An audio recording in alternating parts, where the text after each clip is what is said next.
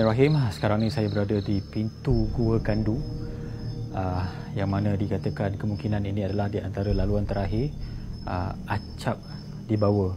Saya menyahut cabaran ini untuk mengungkai misteri dan juga perkara-perkara pelik yang mungkin berlaku di kawasan ini. Saya harapkan kalian juga bersama saya untuk mengharungi cabaran ini dalam detik 12 malam.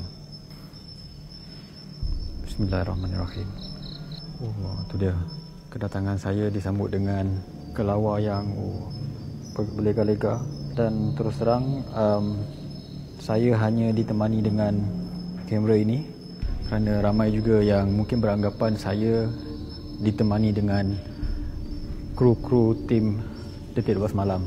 Saya rasa saya dah berada lebih kurang 10 meter di dalam gua ni, dan agak pelik kerana di pintu gua ni saja saya dah bau satu wangian.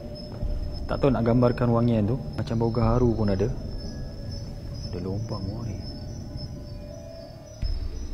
Kamera jadi blur. Aduh mai. Kalau boleh lihat sekarang ni, Auzubillahiminasyaitonirrajim, bulu roma saya tiba-tiba meremang. Memang seram ada dalam ni.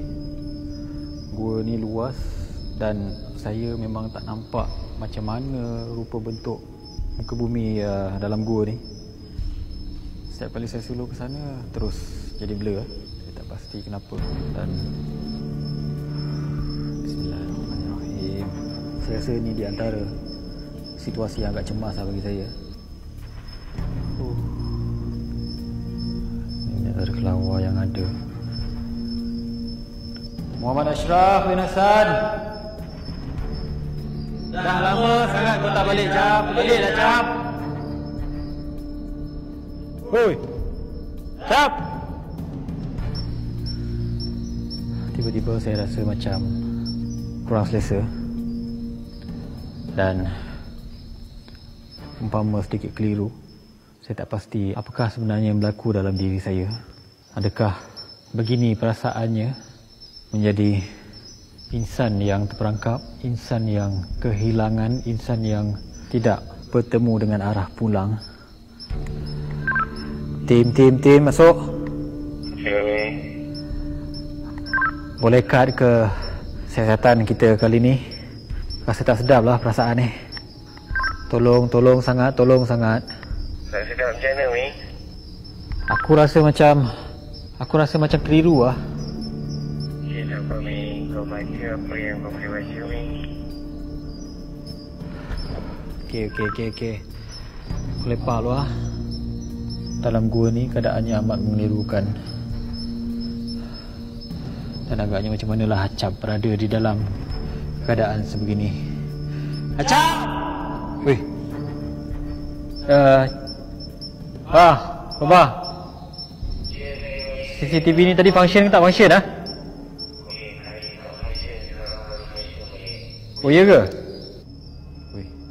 Weh, bergerak ke CCTV tu?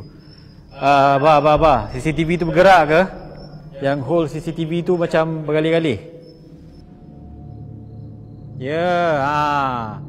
Jangan main CCTV tu. Dia dah nak menyala. Abah, kita dah boleh rap ke? Tak tahan lah ni. Ni dah macam, aku rasa tak sedap hati lah. Okey, Allahu Akbar. Bismillahirrahmanirrahim. Alamak, bateri dah low ah. Aduh, mati pula. Alamak. Siasatan kita kali ni, saya rasa tak sedap. Rasa tak sedap lah perasaan ni. Tolong sangat.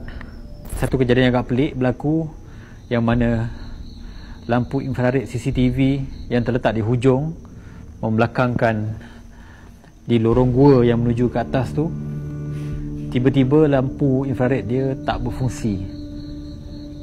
Bagi saya itu masalah teknikal, tapi apabila saya menyeru nama Acap dengan agak keras, tiba-tiba lampu tu menyala. Tak ada perasaan yang nak digambarkan.